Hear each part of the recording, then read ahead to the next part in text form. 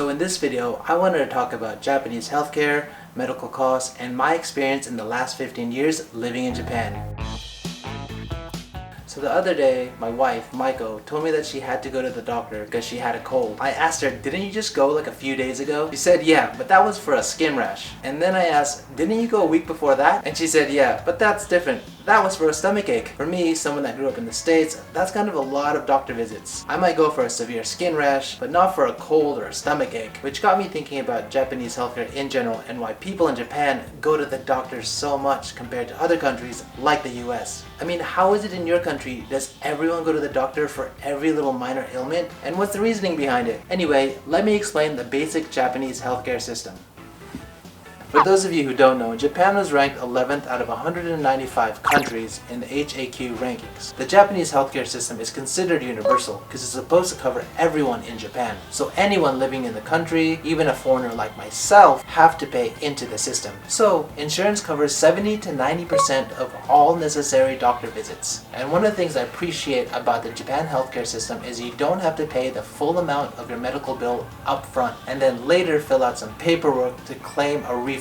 Perfect for someone like me who hates paperwork. So all you need to do when you arrive at the hospital clinic is show your healthcare card. Actually, I have one in my pocket right now.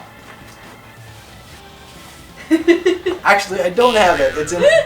Alright, here it is. It has all my information, so I can't actually show you what's inside, but I pretty much carry around with me everywhere, just in case. You never know. And so what's nice, at the end of your visit, the hospital will calculate how much you need to pay, and you're good to go. And to be honest, it's surprisingly cheap. I'll get into the actual cost in a few moments. So again, people only pay about 30% of the total hospital bill, and sometimes it can be reduced down to 10%, depending on other reasons. And your monthly health insurance varies depending on your age, income, type of work, and where you live. And there are three main healthcare systems in Japan. One for company employees, two for civil servants, teachers, and public workers, and a third national insurance for everyone else. They all have pretty much the same coverage, but if you're an employee, the company has to pay half of your health insurance, which is awesome for most Japanese people. So for example, let's do this in US dollars so it's easier to reference. If you're under 39 years old and you work a regular job in Tokyo and you make $2,400 a month, you only pay $120 for your insurance. Now, if you make $5,000, you pay about $350. And say you're making the big bucks and you're making $10,000 a month, you're paying about $525 in insurance. I don't know, I think that's pretty reasonable. What do you guys think?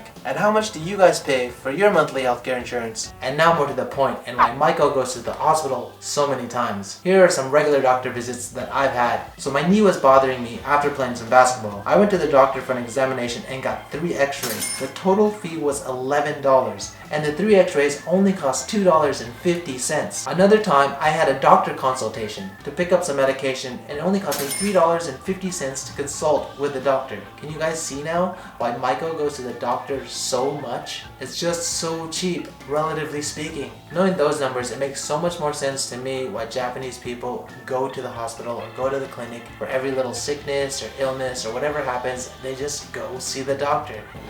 Another perk about having company health insurance is that they offer free annual health checkups. It's funny though because health examinations become a yearly talking point for many Japanese employees. Employees ask each other if they've taken it yet. Regardless, you know it's that time of the year because you get spammed by HR telling you to take your test. So anyway, let me break it down. So the basic annual health exam is called the Kenko Shindan. Again, it's free for most employees. The exam checks things like your eyesight, hearing, blood, chest x-rays, urinalysis, etc. just to make sure your body is working as it should. And if anything is out of whack, you can catch it early on. There's actually a more comprehensive exam, it's called the Ningen Doc. It's free if you're on the company insurance and you're over 35 years old. These additional tests include things like respiratory function, stool tests, more detailed blood work, etc. Then you can add extra examinations on top of these at your own cost. In my case, I wanted to really check things out, so I actually got CT scans for my head and chest. This set me back $320. But if you just took the standard examinations and you're on the company insurance, then it's all free. To me, that's pretty amazing. But what do you guys think? How much would these examinations cost in your country? Alright, now let me talk about something a little more serious. I haven't mentioned this before, but in 2012, I was in a serious snowboarding accident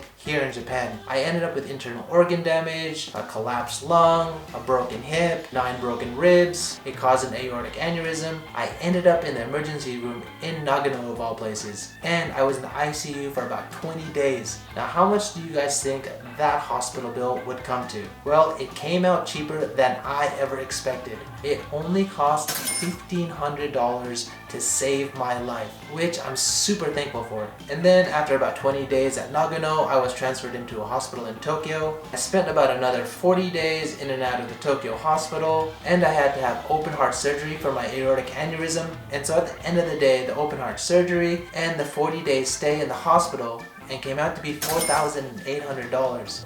It felt quite expensive at the time, but compared to other parts of the world and the quality of healthcare I received here in Japan, it was so worth it. In fact, another feature of the Japanese healthcare system is something called Major Medical Expense Supply, which basically means that if your monthly medical bills get to a certain threshold, then the government will pay you back some of the money. This pretty much ensures that no one goes bankrupt if they get sick here in Japan, which is another cool thing. But luckily in my case, I never got to that point. So in my previous video, you probably already know that Michael and I recently got married. I have American citizenship, so we've actually considered moving back to the States. But one of the scary things for us is the US healthcare, especially now that we're thinking about starting a family. The thing is, I have a friend in the US that was recently hospitalized. He wasn't feeling well and got really sick and had to spend 7 days in the hospital so they could run tests and so that he could recover. The medical bill after the entire ordeal cost $70,000 for those 7 days. That's $10,000 per day. That's insane. There's no way I'd be able to afford getting sick in the US, let alone my family. Probably the reason why I never went to the doctor when I was growing up for a cold or even a stomach ache. It was just way too expensive. And probably the reason why Maiko, although she was healthy growing up, has so many memories of always visiting the doctor. So anyway, let me know what you guys think of the medical costs in Japan, what you think about the healthcare system here compared to your country, and let me know if you prefer it over your country. And like always, if you like this video, help me out and hit that like button. If you want to see what I'm doing on a daily basis, check out my Instagram account. If you like these types of videos about Japan or you want to see more of my guides, hit that subscribe button and the bell button, and I'll catch you guys in the next one.